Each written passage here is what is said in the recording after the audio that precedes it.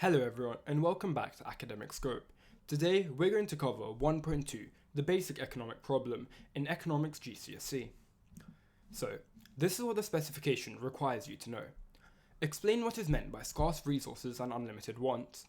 Explain the economic problem, including the questions of how resources should be allocated, what for whom, and how goods and services should be produced. Explain what is meant by opportunity cost, and evaluate the costs and benefits of economic choices, including the impact of economic, social, and environmental sustainability. Notice how the command word for the last bullet point is evaluate. This is because it requires you to answer a 6-marker. This is crucial. Even though they don't ask this often, it can still come up, and you don't want to lose those 3 marks. So, these are some definitions that you are required to know, and they often come up in 2-marker questions, and those are the marks you want to maximize in order to get that grade 9. Scarce resources are where there is an insufficient amount of something to satisfy all wants. Unlimited wants is the infinite desire for something. Then, you need to be able to differentiate between a need and a want. A need is something a consumer needs to survive, such as food, water, and shelter, whereas a want is something a consumer would like to have but is not necessary for survival. Individuals must make economic choices because they have scarce resources and unlimited wants, and they must do these to gain the maximum satisfaction. Therefore, the economic problem is that people want more than the available resources in the world, and we need to figure out how to use the best limited resources to satisfy the unlimited wants of people. And the UK does this by asking itself these 3 questions. What goods and services should be produced with the available resources? How should resources be used most efficiently to produce these goods? And how should they be allocated? Lastly, you also need to know the definition of opportunity cost, and it is a very common 1-marker in the multiple choice section. It is the benefit foregone by choosing the next best alternative.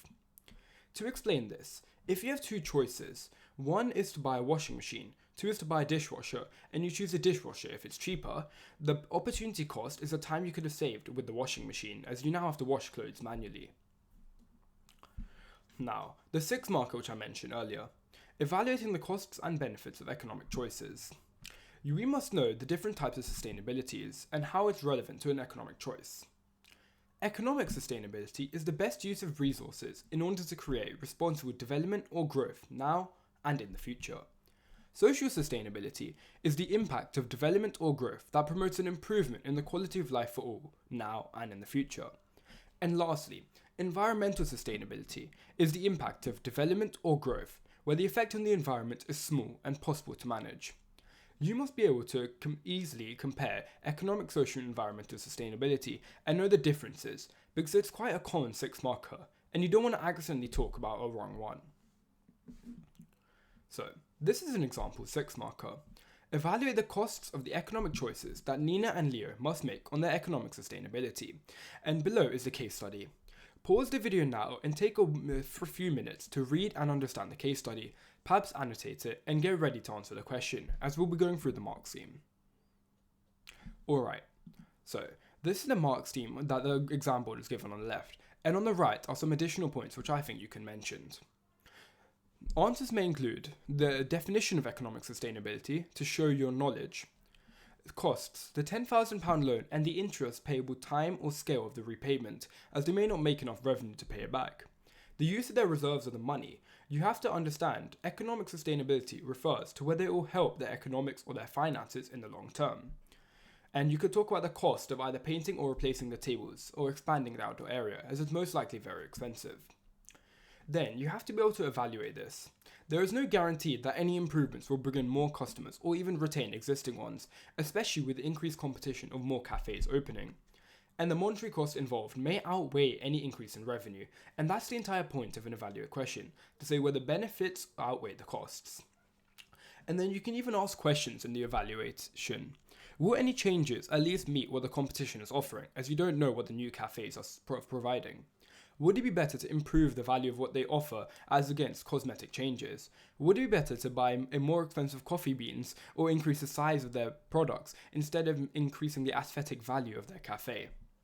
Some benefits of the economic choices they're making: painting and new chairs will cause demand to shift right, as it incentivizes more customers to use their cafe, in comparison to the new cafes which have opened nearby.